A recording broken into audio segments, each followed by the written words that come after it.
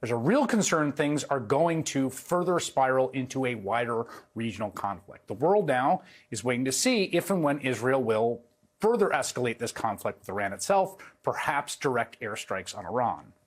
Now, for a very long time, an influential group of foreign policy hawks have been calling for a full-blown military conflict or war with Iran. It is very clear that those people now see this moment as the best opportunity for that to happen. There needs to be a confrontation of Iran.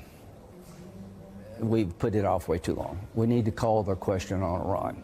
They're the source of most upheaval in the region. Regime change. I am 1,000% for regime change, but you don't have to. How did that work out last time America tried it in Iraq? I think we have nothing to lose. How did it work out when we got rid of Hitler? Better.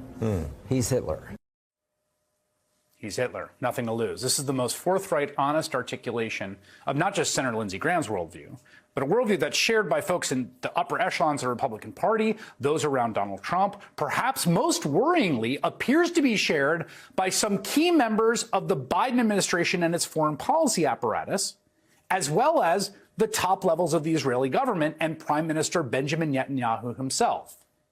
Iran's aggression, if it's not checked, will endanger every single country in the Middle East and many, many countries in the rest of the world, because Iran seeks to impose its radicalism well beyond the Middle East. Responsible governments should not only support Israel in rolling back Iran's aggression, they should join Israel.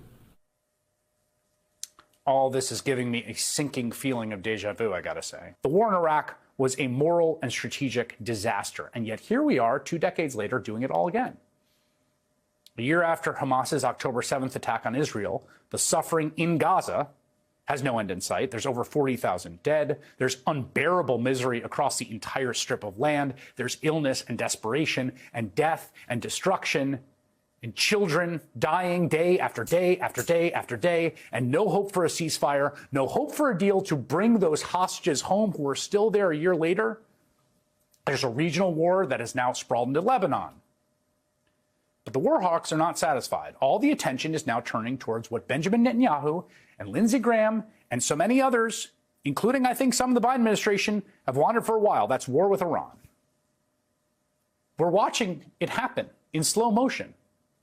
It is absolute madness to do it all again.